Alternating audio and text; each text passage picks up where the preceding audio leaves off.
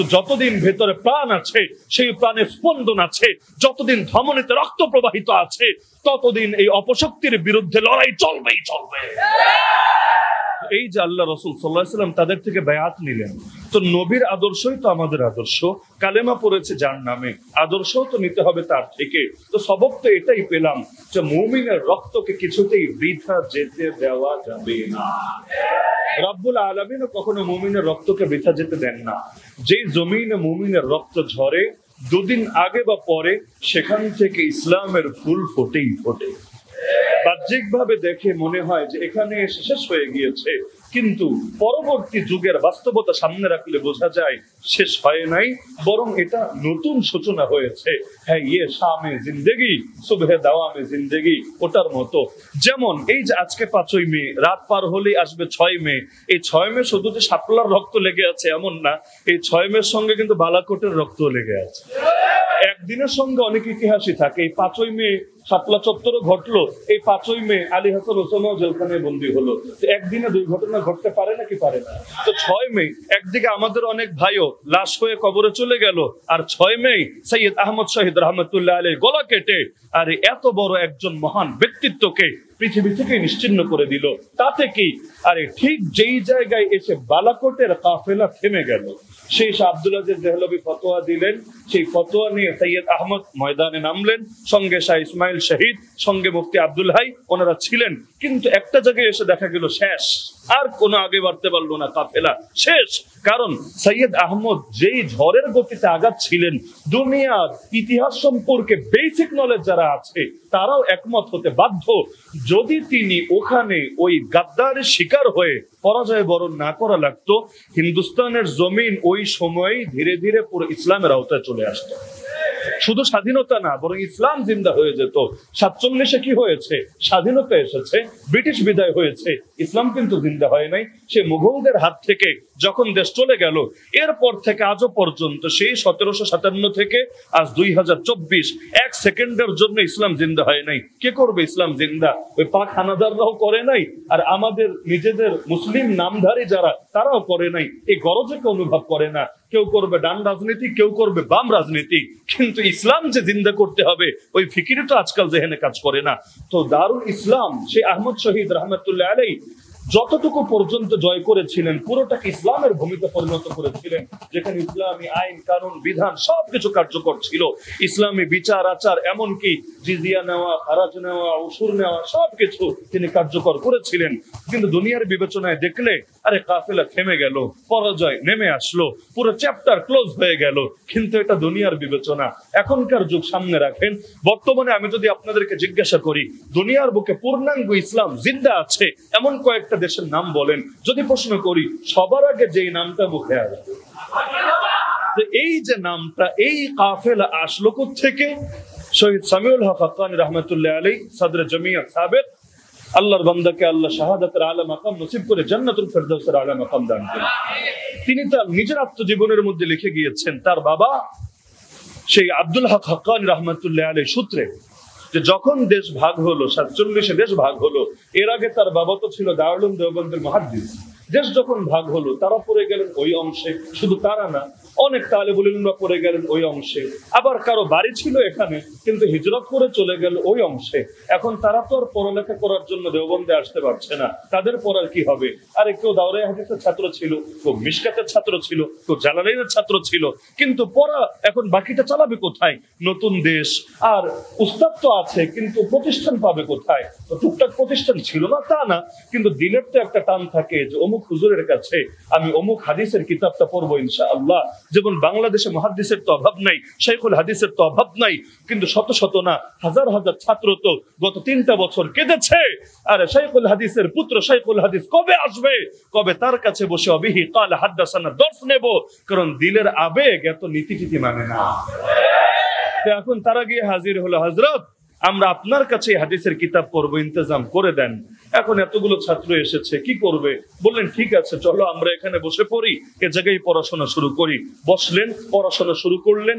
ধীরে ধীরে সেখান থেকে একটা মাদ্রাসা সূচনা হলো, যে মাদ্রাসাকে আজও গোটা দুনিয়া, খালি বাঙালি না, একেবারে আমেরিকা পর্যন্ত চেনে, সারা দুনিয়া একই নামে ইউনিভার্সিটি অফ জিহাদ অর্থাৎ দারুল উলুম হাক্কানিয়া। ওরা বলে আর ইউনিভার্সিটি অফ জিহাদ, মূল নাম হলো দারুল উলুম হাক্কানিয়া। এই দারুল উলুম হাক্কানিয়া যে প্রতিষ্ঠা হলো, ওই দারুল উলুম হাক্কানিয়া থেকে যারা বের হলো এরাই সোভিয়েত ইউনিয়নের টুটি চেপে ধরলো, এমন ভাবে সোভিয়েতকে প্রতিরোধ করলো যে 1989-তে এসে যুদ্ধ শেষ হলো, আর 92-93-তে এসে সোভিয়েত ইউনিয়ন নামটাই দুনিয়ার মানচিত্র থেকে হারিয়ে গেল।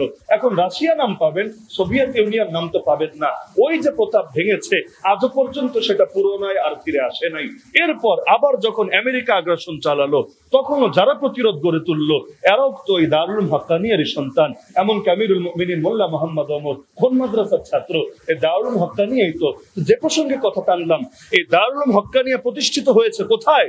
সামিউল হক হাক্কানি নিজে লিখে গিয়েছেন যে আমার বাবা প্রতিষ্ঠার সময় জানতেন না, কাকতালীয় ভাবে এই জায়গায় শুরু করেছিলেন।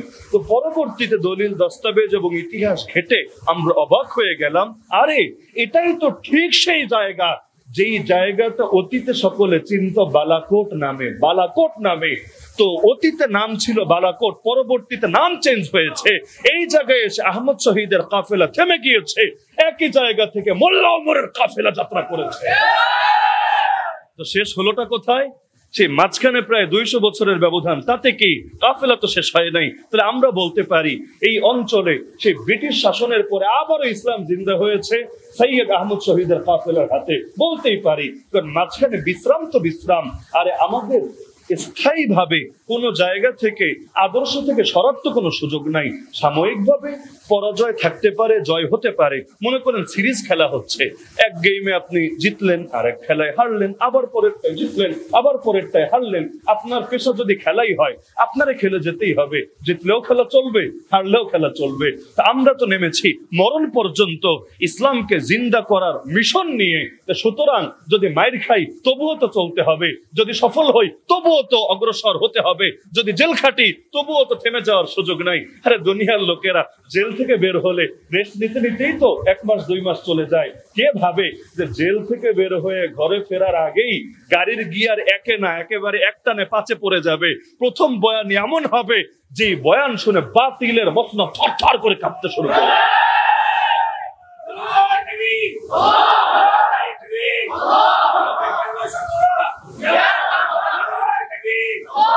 এই হিম্মত ঈমানের হিম্মত, পয়সা দিয়ে হিম্মত আনা যায় না। খালিদ বিন ওয়ালিদ যখন তার বাহিনী নিয়ে গিয়েছিলেন খ্রিস্টানদের বিরুদ্ধে লড়াই করবেন বলে, খ্রিস্টান সেনাপতি টিটকারি মেরে বলছিল, কি রে এই কয়জন নিয়ে এসেছো আমাদের সাথে লড়াই করবা বলে? তোমরা কি ডাকাত নাকি? এই কয়জন নিয়ে ডাকাতি করা যায়? যুদ্ধ কিভাবে করবা? তোমরা তো এক মুহূর্ত টিকতে পারবা না আমার বাহিনীর সামনে। হাঁটা শুরু করলেই তো তোমরা সবাই পায়ের তলায় পড়ে নিষ্পেষিত হয়ে যাবা। আমাদেরকে অনেকে ভয় দেখায় না? 3 দিকেই তো আমরা আছি, আর একদিকে তো সাগর, যাবাটা কোথায়? আমরা হাঁটা শুরু করলেই তো পায়ের তলায় সব পিষ্ট হয়ে যাবা। পাগলরা জানে না মুসলমানের যাওয়ার জন্য এই দিকগুলো লাগে না। কিসের পূর্ব আর কিসের পশ্চিম, কিসের উত্তর আর কিসের দক্ষিণ, কিসের সামনে আর কিসের পেছনে, কিসের ডানে আর কিসের বামে। যতদিন পর্যন্ত উপরের দরজা খোলা আছে মুসলমানের মাথা নত হতে পারে না বাতিলের সামনে। মুসলমানের যাওয়ার জন্য একটা জায়গা থাকলেই চলে, ব্যাস খালি হাত দুটো তুলবে, ফয়সালা চলে আসবে। বদরের ময়দানে কি হলো? এমন এক বিশাল বাহিনী, জান নিয়ে ফেরার সম্ভাবনাই তো আছে বলে মনে হয় না। কি করলেন রাসূলুল্লাহ সাল্লাল্লাহু আলাইহি ওয়াসাল্লাম? দুনিয়ার বড় বড় সেনাপতি ডেকে দেখি কেমনে কি করা যায়, প্ল্যান পরিকল্পনা করা যায় না, ওদিকে গেলেন না। আল্লাহ নবী পড়ে গেলেন সিজদায়। সিজদায় পড়ে কান্না যে শুরু করলেন, আল্লাহুম্মা আনজিজ লি মা ওয়া'আদতানি, আল্লাহুম্মা আতিনি মা ওয়া'আদতানি, আল্লাহুম্মা ইন তুহলিক হাযিহিল ইসাবা মিন আহলিল ইসলাম লাম তু'বাদ ফিল আরদ। হে আল্লাহ, যে ওয়াদা দিয়েছিলেন সেই ওয়াদা বাস্তবায়ন করেন। আয় আল্লাহ, আজকে এই ক্ষুদ্র কাফেলাকে আপনি যদি শাহাদাত দান করেন, এই জমিনের বুকে আর কোনোদিনও আপনার ইবাদত হবে না। কে করবে ইবাদত? ইবাদত করার লোকই তো থাকবে না। আল্লাহ আপনি বিজয় দিয়ে দেন, বিজয় দিয়ে দেন। আরে এমন কান্না করলেন, পেছন থেকে সাইয়্যিদুনা আবু বকর সিদ্দিক রাদিয়াল্লাহু আনহু এসে সিজদারত রাসূলের পিঠের উপর হাত রেখে বললেন, হাসবুক ইয়া রাসূলুল্লাহ, যথেষ্ট হয়ে গেছে, আল্লাহ আপনার দোয়া কবুল করে নিয়েছেন। আপনি চিন্তা করেন রাসূলের ইমানের চাইতে কি আবু বকরের ইমান বেশি নাকি? প্রশ্নই তো আসে না। তো রাসূল কান্না করে যাচ্ছেন, পেছন থেকে আবু বকর এসে সান্ত্বনা দিচ্ছেন, আর লাগবে না নবী, আর লাগবে না, হাসবুক, যথেষ্ট হয়ে গেছে, আল্লাহই দুয়ার ফিরাবে না। কিভাবে? আর যদিও এখানে দুজনের হাল ভিন্ন ছিল, এটা তাসাউফের কেউ থাকলে বুঝবেন। আল্লাহ রাসূল তখন ছিলেন মাকামে খাউফে, আর আবু বকর সিদ্দিক রাদিয়াল্লাহু আনহু ছিলেন মাকামে রাজায়। ঈমান দুটোর নাম, আল ঈমান বাইনাল খাউফি ওয়ার রাজা। তো সেই সবক, জটিল সবক এখানে টানছি না। এখন ওই লাইনের কেউ থাকলে সহজে ইঙ্গিতেই বুঝে ফেলবেন। কিন্তু যে প্রসঙ্গে কথাটা বললাম, যে রব্বুল আলামিন যখন বান্দার দোয়াকে কবুল করেন, সেই কবুলিয়তটা কতটা ভারী হলে, আরে যিনি দোয়া করছেন শুধু তার না, আশপাশের মানুষের দিলের মধ্যেও প্রশান্তি চলে আসে। আলহামদুলিল্লাহ। যখন আমেরিকা আগ্রাসন চালিয়েছিল এই মাজলুম খোরাসানের জমিনে, তাদের নেতা আমিরুল মুমিনিন মোল্লা মোহাম্মদ ওমর সাধারণ একজন ব্যক্তি, ময়ূর সিংহাসনে বসে থাকেন নাই, আর এসি রুমে বসেও দুনিয়া শাসন করেন নাই। ভাঙাচোরা সেই কান্দাহারের এক পাহাড়ের, ওই ছবিটা এখনো পাওয়া যায়, এক পাহাড়ের ভেতর দিয়ে একটা রুমের মতো বানানো, সেখানে ছোট একটা খাট বিছানো, একেবারে দুর্বল কাঠের খাট, সেখানে বসে আবার খাবার কি? খাবার হলো রুটি খেত পেঁয়াজ দিয়ে। এত অভাব, তরকারি রান্না করারও তৌফিক সবসময় হতো না। পেঁয়াজ দিয়ে জীবনে রুটি খেয়েছেন? কল্পনা করতে পারবেন না। আরে গতকাল হযরত বলছিলেন যে বিলাসী এলেম চর্চা, এগুলো আমাদেরকে পেয়ে বসেছে। না হলে এলেম চর্চার জন্য কি এসি রুম শর্ত নাকি? এলেম চর্চার জন্য বড় বড় বিল্ডিং শর্ত নাকি? আরে এক মোল্লা যদি সেই কান্দাহারের এক ভাঙা খাটে বসে দুনিয়ার সুপার পাওয়ারের কোমর ভেঙে দিতে পারে, তাহলে সেই তুলনায় তো আল্লাহ আমাদেরকে দুনিয়ার বিবেচনায় ভালো রেখেছে। তাহলে আমরা কোন দুঃখে পিছিয়ে থাকবো বাতিলের মোকাবেলা করে? তো রব্বুল আলামিন সবকিছু তো তিনিই করেন। আসলে আমরা তো জাস্ট একটা ওসিলা মাত্র, আমাদের হাতে কিছুই নেই। সব করেন কে? নামাজের পরে আল্লাহ রাসূল দোয়া করতেন, আমরাও করি এবং করা সুন্নাত। যারা করেন না নিয়মিত করবেন। আল্লাহুম্মা লা মানি লিমা আতাইত ওয়া লা মুতি লিমা মানাত ওয়া লা ইয়ানফাউ যাল জাদ্দি মিনকাল জাদ্দু। হে আল্লাহ, আপনি যা দেন কেউ ফিরিয়ে রাখতে পারে না, আপনি যা ফিরিয়ে রাখেন সেটা যদি নিজেদের নাম রাখে হেফাজতে ইসলাম, এটা প্রতীকী নাম, মাজাজি নাম, রূপক নাম। না হলে মূল দায়িত্ব কে? ইন্না নাহনু নাযালনা যিকরা ওয়া ইন্না লাহু লাহাফিজুন। তো হেফাজতকারী হলেন আল্লাহ, আর বান্দা হলো জাস্ট ওসিলা। আল্লাহ ওসিলা দিয়েও পারেন, আল্লাহ ওসিলা ছাড়াও পারেন। তো দুনিয়ার বাতিল যদি মনে করে অমুক আর দমুক তমুক দলের নামে যেহেতু ইসলামের হেফাজতকারী, ওদেরকে দমিয়ে দিলেই মনে হয় ইসলাম থেমে যাবে, পাগলরা জানে না ইসলামকে দমাতে চাইলে আগে আল্লাহকে দমাতে হবে। আর আল্লাহকে যেহেতু কেউ দমাতে পারবে না, সুতরাং ইসলামকে যারা মিটাতে আসবে ওদের নাম নিশানো একদিন দুনিয়ায় বাকি থাকবে না। কত জালেম এলো আর গেল, ইসলাম যেমন ছিল তেমনই তো রয়ে গেল। আরে রাসূলের ওফাতেই যদি ইসলাম থেমে না যায়, আবু বকর, ওমর, ওসমান, আলীর পরেই যদি ইসলাম পৃথিবী থেকে হারিয়ে না যায়, সাহাবী, তাবে পৃথিবী থেকে মৃত্যুর দ্বারাও যদি ইসলাম নিশ্চিহ্ন না হয়ে যায়, আমি কি, আপনি কি, আমরাই কি, আমাদের হুজুররাই কি, গোটা জগতের সবাইরাও যদি মারতে শুরু করে, আরে আমাদেরকে মারতে পারবে, কিন্তু যেহেতু আল্লাহকে হারাতে পারবে না, সুতরাং ইসলামের অগ্রাভিযানও কেউ দমিয়ে রাখতে পারবে না। এখন বলবেন বুঝলাম হুজুর, আল্লাহ সব লিখে রেখেছেন, ভালো কথা, কি লিখে রেখেছেন আপনি তো জানেন না। প্রশ্ন আসবে না যে আল্লাহ লিখে রেখেছেন বুঝলাম, কিন্তু কি লিখে রেখেছেন? আপনাদের সকলের ধ্বংস নাকি আপনাদের সকলের বিজয়? এটা তো জানেন না। আমি বলবো কে বলেছে জানি না? জানি, হাজারবার জানি, একেবারে অকাট্য ভাবে জানি, সুনিশ্চিত ভাবে জানি। যেই জানায় কেউ যদি সন্দেহ পোষণ করে সেও ইমানদার থাকবে না। বলবেন কিভাবে? কান দিয়ে শুনেছেন, চোখ দিয়ে দেখেছেন, অথবা অনুমান করেই আবিষ্কার করতে পেরেছেন। আমি বলবো কিছুই লাগবে না। কান দিয়ে যা শুনবো তা ভুল হতে পারে, চোখ দিয়ে যা দেখবো তা ভুল হতে পারে, অনুমান কল্পনা যা করবো তা ভুল হতে পারে। আল্লাহর কসম, মুহাম্মাদুর রাসূলুল্লাহ সাল্লাল্লাহু আলাইহি ওয়াসাল্লামের জবান থেকে যে ভবিষ্যৎবাণী বের হবে তা ভুল হতে পারে না। বলবেন কি ভবিষ্যৎবাণী তিনি করে গিয়েছেন? কত ভবিষ্যৎবাণী আপনার লাগবে? বলতে শুরু করলে ডজন ডজন বলা যাবে, সবগুলোর অর্থ একই দাঁড়াবে। যেমন আল্লাহ নবী বলেন, ইন্নাল্লাহা যাওয়ালিয়াল আরদ, নিশ্চয়ই আল্লাহ গোটা জমিনটাকে আমার সামনে সংকুচিত করে তুলে ধরেছেন।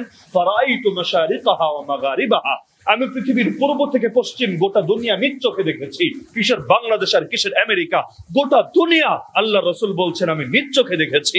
ওয়া ইন্না মুলকা উম্মতি সায়াবলুগু মা যুয়ালি মিনহা, আমার উম্মতের রাজত্ব শীঘ্রই পৌঁছে যাবে ওই পর্যন্ত যেটা আল্লাহ সংকুচিত করে তুলে ধরেছেন আমার সামনে। মানে দুনিয়ার 1 ইঞ্চি জমিন এমন বাকি থাকবে না যেখানে আল্লাহর নবীর দিন জিন্দা হবে না। এটা আমাদের যুগের 2 পয়সার নামধারী মুসলমানরা বিশ্বাস না করতে পারে, কিন্তু ইনজিলের জ্ঞান যার ছিল সেই হিরাক্লিয়াস পর্যন্ত বিশ্বাস করত। যার জন্য হাদিসটা আমি শুনলাম, বুখারীর প্রথম অধ্যায়ের হাদিস স্পষ্ট বলেছে, ফাসায়ামলিকু মাউদিআ কাদামাই, আরে আমি আমার 2 পা রেখেছি যেই মাটিতে, এর মালিক মুহাম্মদ হয়ে যাবে। আচ্ছা, মালিকানার কথা কেন আসলো? আল্লাহর নবী তখনও মদিনায়, আর মক্কাবাসীর সঙ্গে তার যুদ্ধ। তাহলে কই মক্কা মদিনা, কই ইউরোপ, কই মক্কা মদিনা, কই ইউরোপ? বিমানে গেলেও কত ঘন্টা লাগবে আপনার? আর ওই জামানা তো সফর করাও বড় জটিল ব্যাপার। মক্কা থেকে মদিনায় যেতেই কত দীর্ঘ সময় লাগতো, সেখানে ইউরোপ কোথায়? এই কল্পনা আসলো কেন? তার মানে ওরাও জানতো ইসলাম দুনিয়াতে এসেছে বিজয়ী হওয়ার জন্য এসেছে।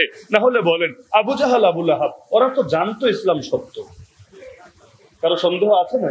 জানতো, 100 বার জানতো ইসলাম সত্য, মানলো না কেন? সবাই জানেন মূল ছিল ক্ষমতার দ্বন্দ্ব। এমনকি ওদের এক নেতাই তো ভবিষ্যৎবাণী করেছে, গিয়ে বলছে ওদেরকে শান্ত করার জন্য, আচ্ছা মোহাম্মদের সঙ্গে এত গায়ে পড়ে ঝগড়া করার দরকারটা কি? যদি মোহাম্মদ ভণ্ড হয়, বাতিল হয়, অন্যরাই কেউ না কেউ মেরে দেবে, তাহলেই তো তোমাদের দুশমন খতম হলো। তোমাদের কপালে আর চুনকালি লাগলো না যে নিজের বংশের ছেলেরে নিজেরা মেরেছো? তো চুপচাপ থাকো না। সে যদি ভণ্ড হয়, কারো না কারো হাতে মারা পড়বে, সন্দেহ নাই। আর সে যদি ভণ্ড না, হক হয়, তাহলে যতই ষড়যন্ত্র করো তার থামাতে পারবা না, কারণ তার হাত ধরে রাখবে আল্লাহ, সে বিজয়ী হবেই হবে। আচ্ছা, সে যদি হক হয় আর বিজয়ী হয়, তোমাদেরই তো লাভ, কারণ গোটা আরবের উপর যখন তার শাসন প্রতিষ্ঠিত হবে, সবাই তো তোমাদেরই সুনাম করবে। কারণ দেখেন না, এক এলাকার কেউ যদি নেতা হয়, ওই এলাকাটারে পর্যন্ত মানুষ সেই নেতার নামে চেনে। তো এখন গোটা কুরাইশেরই তো সুনাম হবে যে তাদের একজন ছেলে গোটা দুনিয়ার শাসন করছে, গর্বের বিষয়। তার মানে ইসলামের দাওয়াত যাদের কানে পৌঁছেছে তারাই বুঝেছে ইসলাম আসলে চাই কি। না হলে আপনি মক্কার যুগ দেখেন, আমি মদিনার যুগের কথা বলছি না, জিহাদের যুগ, খেলাফতের যুগের কথা বলছি না, মক্কার যুগ। আজকাল তো অনেকে অবাক হয়, মনে করে স্লোগানগুলো আমাদের বানানো স্লোগান। এই যে হযরত বের হয়ে ঘরে ফেরার আগে স্লোগান দিলেন না, হয়তো খেলাফত নয়তো শাহাদাত, অনেকে ভাবে যে এটা হলো তার স্লোগান, তার নাম দিয়ে লিখে দেয়। আসলে কি তার স্লোগান? আসলে কি আমার স্লোগান? আসলে কি আপনাদের স্লোগান? না রে ভাই, এটা তো মুহাম্মদুর রাসূলুল্লাহ সাল্লাল্লাহু আলাইহি ওয়াসাল্লামের স্লোগান। বলবেন কিভাবে? এটা প্রসঙ্গেই টেনেছি কথাটা, মক্কার যুগে, মদিনার যুগ না, মক্কার যুগে নবী বললেন, ফাওয়াল্লাহি লাউ ওয়াদা'u আশ-শামসা ফি ইয়ামিনি ওয়াল কামারা ফি ইয়াসারি আলা আন আতরুকা হাযাল আমরা মা তারাকতুহু হাত্তা ইউযহিরাহু আল্লাহ আও আহলিকা দুনাহু।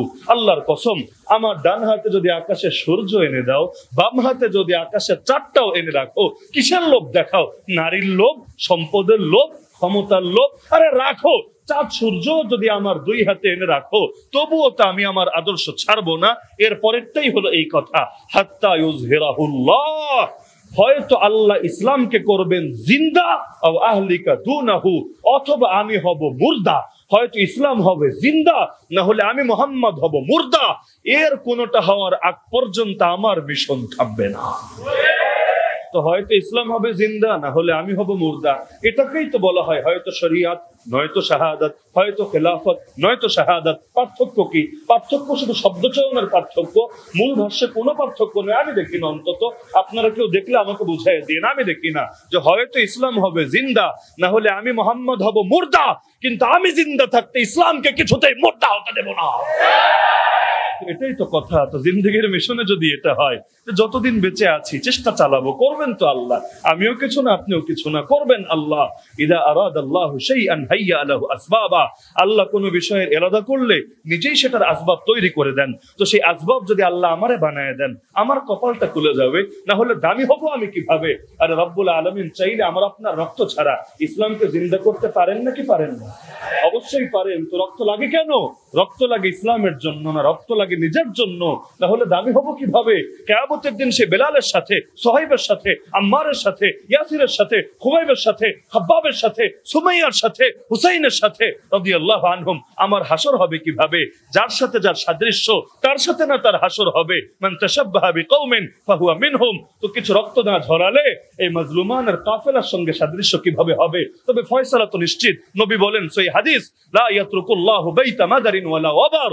শহর বা গ্রামের একটা ঘরও আল্লাহ বাকি রাখবে না, না কাঁচা ঘর না পাকা ঘর, ইল্লা আদখালাহুল্লাহু কালিমাতাল ইসলাম। যেই ঘরে আল্লাহ ইসলামের কালেমা প্রবেশ করাবে না, বেইজ্জি আজিজিন আও বিযুল্লি জালিল, সম্মানী ব্যক্তির সম্মান রেখে লাঞ্ছিত ব্যক্তিকে লাঞ্ছিত করে, যে ইসলামকে দমিয়ে দিতে চায় তার মাথা নত করিয়ে, আর যে ইসলামের ইজ্জত দেয় তার ইজ্জত বাকি রেখে। তো ঘরে ঘরে ইসলামের কালিমা ঢুকবেই ঢুকবে বলেছেন আল্লাহর রাসূল। সুতরাং এতে কেউ যদি সন্দেহ করে তার ইমানও ভেজাল আছে। হ্যাঁ, শেষ করি একথা বলে যে এই যে 5ই মে, এখন থেকে 11 বছর আগেও যদি ফিরে যাই, পুরো আলোচনা থেকে ইতিমধ্যে এটা নিশ্চিত হয়ে গিয়েছেন যে মুসলমানের পতন বা পরাজয় বলতে কিছু, যেহেতু সেটা কোনো রাজনৈতিক আন্দোলন বা সংগ্রাম ছিল না, এটা তো নিশ্চিত সেটা কোনো রাজনৈতিক আন্দোলন বা সংগ্রাম ছিল না।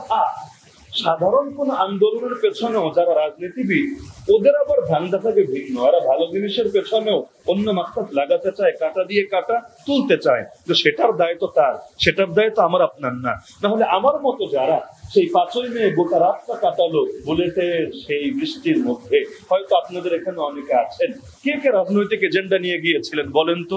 আচ্ছা, আমার ব্যাপারে দুনিয়ার কে কল্পনা করবে যে আমার রাজনৈতিক এজেন্ডা আছে? রাজনীতির রয়ের সাথে আমার কোনো সম্পর্ক আছে কিনা এটা তো আমার যারা চেনেন প্রত্যেকের সবার একেবারে স্পষ্টভাবে জানা আছে। কোন দল, কোন বিরোধী দল, কোন ইসলামী দল, কোন সেকুলার দল, কোন নাস্তিক দল, কোন দলের সাথে, রাজনৈতিক দলের সাথে আমার দূরতম কোন কানেকশন এই বাংলার জমিনে কেউ দেখাতে পারবে? এরকম হাজার হাজার মানুষ যায় নাই। আচ্ছা, দাওয়াত তাবলীগের বহু সাথে যায় নাই, বিভিন্ন দল উপদল, কওমি না কওমের বাইরের বিভিন্ন দল উপদল যায় নাই। কিসের জন্য গিয়েছে? কাউরে ক্ষমতায় বসাতে, কাউরে ক্ষমতা থেকে উঠাতে? আরে না, গিয়েছে আল্লাহর নবীর ইজ্জত হেফাজতের জন্য আর গোস্তাখ রাসূলদের ফাঁসি নিশ্চিতের জন্য। সেই যে 13টা দাবি ছিল, যার মধ্যে এই যে এখনো পর্যন্ত যেই দাবি নিয়ে সবাই পেরেশান, কাদিয়ানীদেরকে কাফের ঘোষণা করাতে হবে। এই বছর 99তম ইজতেমা, ভাবতে পারেন, টঙ্গীর ইজতেমা না, সেই কাদিয়ানীদের পঞ্চগড়ে 99তম ইজতেমা করে ফেলেছে। মানে তো বুঝতেই পারছেন যে নেক্সট ইয়ার কি হতে যাচ্ছে। একেবারে 100 বছর পূর্তি সুবর্ণ জয়ন্তী পালন করবে কাদিয়ানীরা। আল্লাহর জমিনে দাঁড়িয়ে আল্লাহর নবীর শানে যারা দলগত ভাবে সবচাইতে বেশি বেয়াদবি করে, সেই কাফেলা প্রকাশ্যে লক্ষ লক্ষ মানুষকে নিয়ে একেবারে রাজনৈতিক প্রশাসনিক শেল্টারের ভেতরে থেকে আল্লাহ নবীর খাতমে নবুয়তের চাদর ধরে পানা হেঁচড়া করবে। আল্লাহর কসম, এই দৃশ্য দেখার চাইতে আমাদের মরে যাওয়া তো বড় সহজ ছিল। তো এই যে 13 দফার মধ্যে এই দফাগুলো ছিল না যে কাদিয়ানীদেরকে কাফের ঘোষণা করা হোক। আচ্ছা, কাফের ঘোষণা না করালে সৌদি যাওয়া ঠেকাবেন কেমনে? সৌদি যাওয়া না ঠেকালে ওদের হজমরা ঠেকাবেন কেমনে? আচ্ছা, ওরা যখন মক্কা মদিনায় যায়, এর দ্বারা মক্কা মদিনার জমিন অপবিত্র হয় না? কারণ আল্লাহ নবী তো বলেছেন যে মক্কা মদিনায় কোন ইহুদি খ্রিস্টানও জায়গা পাবে না। আখরিজুল ইয়াহুদ ওয়াল মুশরিকিন মিন জাজিরাতিল আরব, তোমরা গোটা আরব উপদ্বীপ থেকে ইহুদি মুশরিকদেরকে বের করে দাও। সূরা তাওবা খুলেন 10 নম্বর পারা 11 নম্বর পৃষ্ঠা, কোরআন বলে দিচ্ছে ইন্নামাল মুশরিকুনা নাজাস, যারা শিরকে লিপ্ত ওরা নাপাক, ওদের দেহ নাপাক না, ওদের ভেতরটাই নাপাক। ফালা ইয়াকরাবুল মাসজিদাল হারাম বাদা আমিহিম হাযা, এই বছরের পর তারা মসজিদে হারামের ধারে কাছেও যাতে না আসে, মানে আরব উপদ্বীপেও যাতে প্রবেশ না করে। তো ওরা যখন গিয়ে আরে হারাম শরীফে ঢোকে, ওরা যখন গিয়ে রওজায়ে আতহারের সামনে দাঁড়ায়, এর দ্বারা যে মক্কার পবিত্রতা নষ্ট হচ্ছে, মদিনার পবিত্রতা নষ্ট হচ্ছে, এটাকে নিরাপদ রাখা এবং ওদের আগ্রাসনকে ঠেকিয়ে দেওয়া সকলের নৈতিক দায়িত্ব ছিল কিনা? ছিল। কিন্তু এই যে দায়িত্ব পালনে ব্যর্থ, কিয়ামতের দিন কোন মুখ নিয়ে দাঁড়াবো? আল্লাহর রাসূলের সামনে। সুতরাং শাপলা চত্বরের সেই আন্দোলনটা মৌলিকভাবে ছিল একটা সাংস্কৃতিক আন্দোলন, রাজনৈতিক আন্দোলন না। দুই পার্থক্য বুঝেন। আমাদের উপর দুই ধরনের আগ্রাসন চলে, কখনো রাজনৈতিক বা সামরিক আগ্রাসন, কখনো সাংস্কৃতিক আগ্রাসন। যেমন এই 2024-এর বাংলাদেশে আমাদের দেশে সামরিক কোনো আগ্রাসন ডাইরেক্টলি চলছে না, কিন্তু সাংস্কৃতিক আগ্রাসন চলছে নাকি? চলছে না। আমাদের ইসলামী সংস্কৃতি প্লাস আমাদের দেশীয় সংস্কৃতি মিটিয়ে দিয়ে সেই পশ্চিমা সংস্কৃতি, সেই হিন্দুত্ববাদী সংস্কৃতি, সেই নাস্তিকবাদী সংস্কৃতি বাস্তবায়নের চেষ্টা চালানো হচ্ছে নাকি? হচ্ছে না।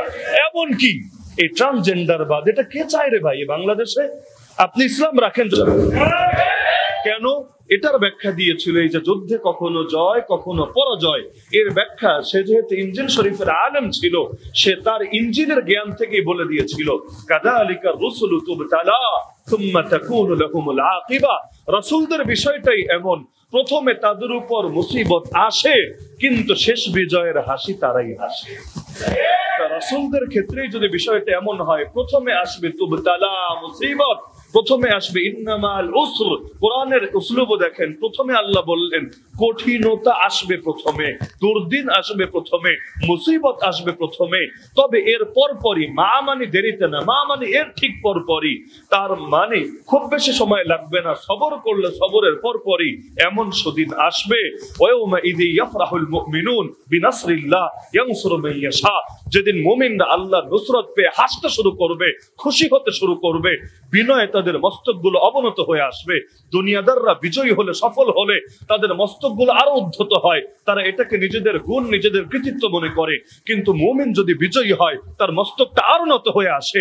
আল্লাহ রাসূল সাল্লাল্লাহু আলাইহি ওয়াসাল্লাম যখন মক্কা বিজয়ের পরে মক্কায় প্রবেশ করছিলেন, আর দুনিয়ার লোকেরা হলে মাথাটা উঁচু করে এরকম ভি চিহ্ন দেখাতে দেখাতে বা তরবারি উঁচিয়ে, ঝান্ডা উঁচিয়ে তারপর মক্কায় প্রবেশ করত। কিন্তু আল্লাহ রাসূল সাল্লাল্লাহু আলাইহি ওয়াসাল্লাম যখন মক্কায় প্রবেশ করছিলেন, মাথাটা এতটা নিচু ছিল, তার বুক পর্যন্ত উটের পিঠের কুচের সঙ্গে লেগে যাচ্ছিল। আর আল্লাহ নবী শুধু আল্লাহ শুকরিয়া আদায় করছিলেন, আরে আমার কোনো কৃতিত্ব না, প্রশংসা তো সেই আল্লাহর, লা ইলাহা ইল্লাল্লাহ ওয়াহদাহু লা শারীকা লা।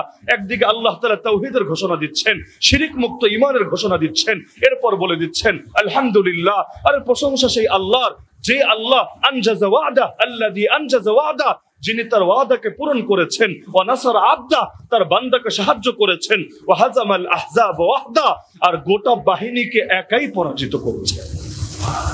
তাহলে মুমিনরা এটা জানে যে দুনিয়ার নিজামটাই এমন, প্রথমে আসবে দুর্দিন, পরে আসবে সুদিন। ইসলাম জিন্দা হতা হয় হর কারবালা কে বাদ। তো কষ্ট তো আসবেই, আরে বৃষ্টির কষ্ট আর কি কষ্ট, অভাবের কষ্ট আর কি কষ্ট, রোগ ব্যাধির কষ্ট আর কি কষ্ট, আরে জেলার কষ্ট আর কি কষ্ট। আমাদের আকাবিররা তো এখনো, এই গতকাল মাওলানা মামুনুল হক সাহেব বারবার একটা বাক্য শুধু বলছিলেন যে আমরা কারা নির্যাতন শব্দ একেবারে বলি না তা না, বলি, কখনো এটা বলার জন্য বলি, কিন্তু আমরা আমাদের আকাবিরদের থেকে দুটো শব্দ পেয়েছি, এক হলো কারা বরণ আর এক হলো কারা ভোগ। তো কারা বরণ মানে কি, যে আমরা যে এ পথে এসেছি আর এই হালত বরণ করার জন্যই তো এসেছি, এটা আমাদের উপর নতুন আরোপিত অথবা আমাদের কল্পনার বাইরে নতুন করে উদ্ভূত কোনো পরিস্থিতি তো না। আমরা যেদিন এই পথে নেমেছি, যেদিন হাতে হাত রেখে বায়াতবদ্ধ হয়েছি, আরে সেদিনে তো আমরা জানি এই পথ আমাদের জন্য কখনোই কুসুমাস্তীর্ণ পথ হবে না, এই পথ হবে কাঁটা বিছানো পথ। কিন্তু কাঁটা বিছানো পথ যদি পাড়ি দেই, এরপরে না পাবো সফলতা। জান্নাতে যাবে কিভাবে? পুলসিরাত তো পাড়ি দিতে হবে, আরে পুলসিরাত পাড়ি না দিয়ে কে পারবে জান্নাতে যেতে? ওয়া ইম মিনকুম ইল্লা ওয়ারিদুহা কানা আলা রাব্বিকা হাতমান মাকদিয়া। কোরআনে বলে দিয়েছে তোমাদের এমন কেউ নাই যে পুলসিরাত অতিক্রম করবে না, সবাইকে উপর দিয়ে যেতে হবে, এটা তোমার রবের চূড়ান্ত সিদ্ধান্ত। তো জান্নাতে যেতেই যদি পুলসিরাত পাড়ি দেওয়া লাগে, দুনিয়ার মধ্যে বিজয় আর সফলতার মুখ দেখতে কিছু কষ্ট করা লাগবে না, এটা ভাবলাম কিভাবে? সুতরাং মুসিবত তো আসবেই, তাতে কি হয়েছে? আরে ভণ্ডরা টিটকারি মারতে পারে, আল্লাহর ওয়ালিদের সঙ্গে বেয়াদবি করেছে তাই মুসিবত এসেছে, অথবা নিয়মিত মিষ্টি জিলাপি খায় নাই, তবরক খায় নাই, এজন্য মুসিবত নেমে এসেছে, তারা টিটকারি মারতে পারে। কিন্তু এগুলোকে আমরা মুসিবত মনে করি না, এগুলোকে রবের নেয়ামত মনে করি। কারণ এই কপাল সবার হয় না রে ভাই। হাদিসের মধ্যে আছে আল্লাহ যাকে ভালোবাসে তাকে মুসিবত দিয়ে পরীক্ষা করে। পরীক্ষা যদি না দেই তাহলে রেজাল্ট পাবো কিভাবে? রেজাল্ট যদি না পাই সনদ পাবো কিভাবে? সনদ আমার মূল মাকসাদ, সনদ দিয়ে চাকরি করব, সনদ দিয়ে আমি আমার বাবা মা, আমার ফ্যামিলির মুখটাকে উজ্জ্বল করব। কিন্তু সনদ পেতে চাইলে আমাকে পরীক্ষা তো দিতে হবে। পরীক্ষার কষ্ট ছাড়া কে পারবে সনদ পেতে, কে পারবে সফল হতে? কোরআনে আল্লাহ প্রশ্ন ছুড়ে দিয়েছেন, আলিফ লাম মিম আহাসিবান নাসু আন ইউতরাকু আন ইয়াকুলু আমান্না ওয়া হুম লা ইফতানুন। মানুষ কি ভেবেছে মুখ দিয়ে শুধু বলবে ঈমান এনেছি আর পরীক্ষা না করে এমনি ছেড়ে দেওয়া হবে? না রে বান্দা, ওয়ালাকাদ ফাতান্নাল্লাযীনা মিন ক্বাবলিহিম, তোদের পূর্বে যারা এসেছিল তাদেরকেও পরীক্ষা করেছিলাম। ফালা ইয়ালামান্নাল্লাহুল্লাযীনা সাদাকু, সেই পরীক্ষার পর আমি স্পষ্টভাবে জেনে নিয়েছিলাম ঈমানের দাবিতে কারা সত্যবাদী আর কারা মিথ্যাবাদী। তাহলে রব্বুল আলামিন তিনি পরীক্ষা করবেনই করবেন। এবং হাদিসে আছে ইউবতালার রাজুলু বিহাসাবি দীনিহি, প্রত্যেকের দিনদারি আর ঈমান অনুপাতে তার উপর মুসিবত আসবে। যদি তার ঈমান মজবুত হয় মুসিবতের মাত্রাও বেশি হবে। আজকের এই দিন ঐতিহাসিক 5ই মে, এখন থেকে 11 বছর আগে ফিরে গেল। যদিও এই কথাগুলো এখন লোকে বলতে চায় না, ভয় লাগে কেন যায়? আরে শহীদের রক্তের স্বীকৃতিটাই যারা দিতে পারে না তারা নিজেদেরকে বীর মনে করে করবে। এমন এক আজীব তামাশা। ভুল হলে ভুল স্বীকার করা, এর মধ্যেই তো মহানুভবতা। কিন্তু একদিকে শহীদের শাহাদাতকে নিয়ে টিটকারি মারে কেউ, আর কেউ তো স্বীকারই করতে চায় না কেউ নাকি শহীদই হয় নাই। মিডিয়া যা বলেছে গুজব। আরে রাখ তোর মিডিয়া। এই বাংলার জমিনে এমন লক্ষ মানুষ আছে যাদের এই দুটো চোখ সাক্ষী, এই দুই কান সাক্ষী। আরে যারা নিজের চোখে নিজের ভাইয়ের রক্তাক্ত দেহে এসেছে, আরে যারা নিজের কানে নিজের ভাইয়ের শেষ মুহূর্তের আর্তনাদ শুনতে পেয়েছে, তাদেরকে এই হতাহতের সংবাদ শোনানোর জন্য মিডিয়ার সংবাদ দেওয়া লাগে না। তাদের দিল, তাদের চোখ, তাদের কানে যথেষ্ট এই হতাহতের সংবাদ।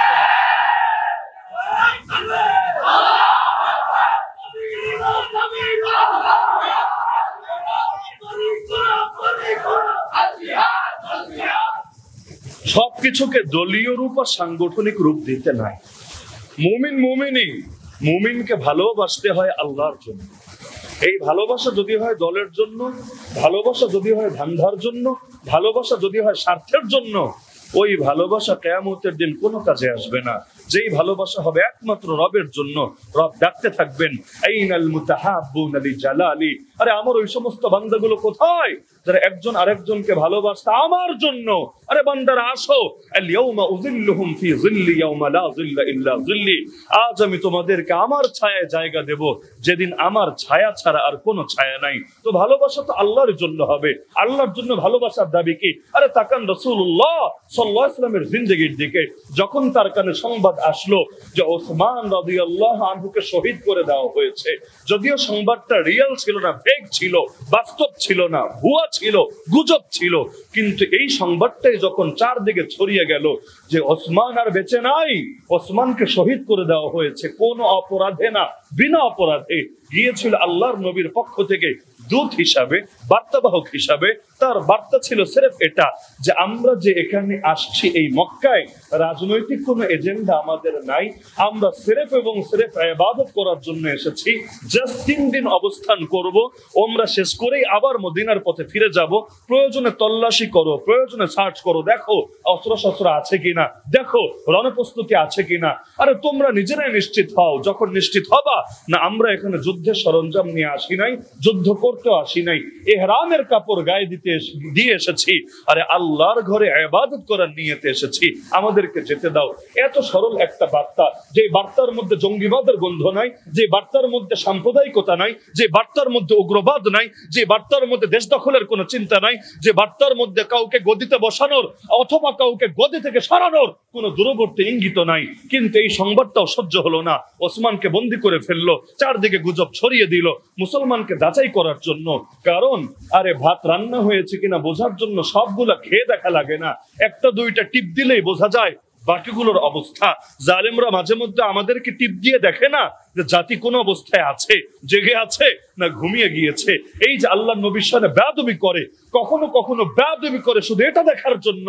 আরে মুসলমানের ঈমানের উৎস, মুসলমানের শক্তির উৎস, মুসলমানের ভালোবাসার উৎস যে মুহাম্মদুর রাসূলুল্লাহ সাল্লাল্লাহু আলাইহি ওয়াসাল্লাম, দেখি তাকে এখনো আগের মতো মনে রেখেছে না ভুলে গিয়েছে। যদি দেখে নবীকে গালি দিলেও কারো ভেতরে কোনো চেতনা জাগে না, ওরা সেদিন নিশ্চিত হবে এদেরকে নিয়ে আর টেনশন করা লাগবে না, কারণ সবগুলো পোষা কুত্তায় পরিণত হয়েছে। নিয়মিত রুটি আর গোশত দিলেই চলবে, আর কিছু লাগবে না। কিন্তু যতদিন পর্যন্ত দেখবে আরে কেউ না কেউ গর্জে উঠছে, ততদিন শান্তিতে ঘুমাতে পারবে না। কারণ ওরা জানে বানর হয় সেই বনের রাজা যেই বনে সিংহ থাকে না। কারণ সিংহ যদি একবার হুঙ্কার দিতে দিতে বনের মধ্যে প্রবেশ করে, বানররা তো ল্যাজ গুটিয়ে পালানোর জায়গাও খুঁজে পায়।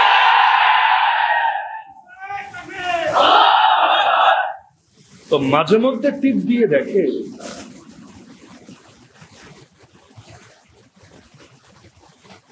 মাঝে মধ্যে টিপ দিয়ে দেখে যে মুসলমান কি জেগে আছে নাকি মুসলমান ঘুমিয়ে গিয়েছে। তো এখনো পর্যন্ত নিশ্চিত হতে পারে না, কারণ দেখে মুসলমান আপন ভাইয়ের শহীদি দেহটা নিয়ে পর্যন্ত ঈমানি গর্জন দিয়েই যাচ্ছে।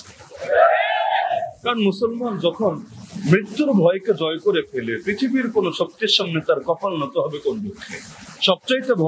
সবচাইতে বড় ভয় তো এটাই, জান নিয়ে নেবে। বাকিগুলো তো হালকা, মাল নিবে, ইজ্জত নিবে, কাপড় চোপড় নিবে, এই নিবে সেই নিবে, সব তো হালকা।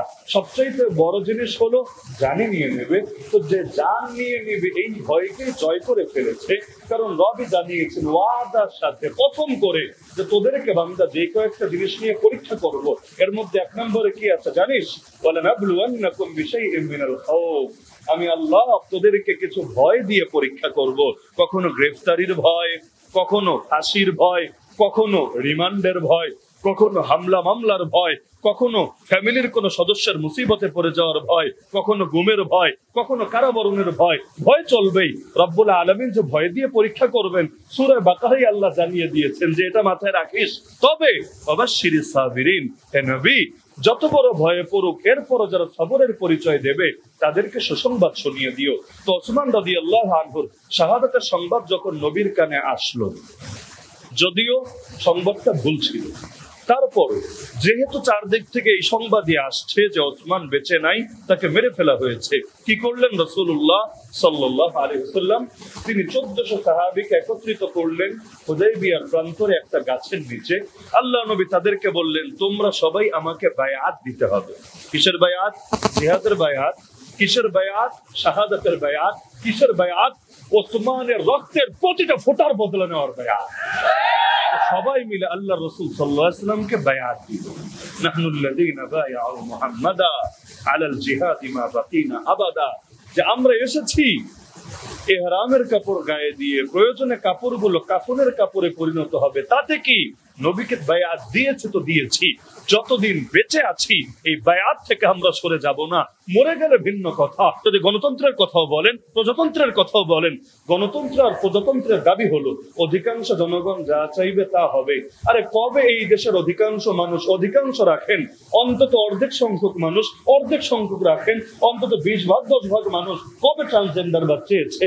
অল্প কিছু বিকৃত মস্তিষ্কের লোক ছাড়া, মানসিক রোগী ছাড়া সবাই তো এটাকে অকাট্য ভাবে ঘৃণা করে। তো এই যে চরম ভাবে ঘৃণা করে যে জিনিসকে, সেটাকে পর্যন্ত সিলেবাসে ঢুকিয়েছে, সেটাকে পর্যন্ত আইনি বৈধতা দেওয়ার চেষ্টা চালিয়েছে।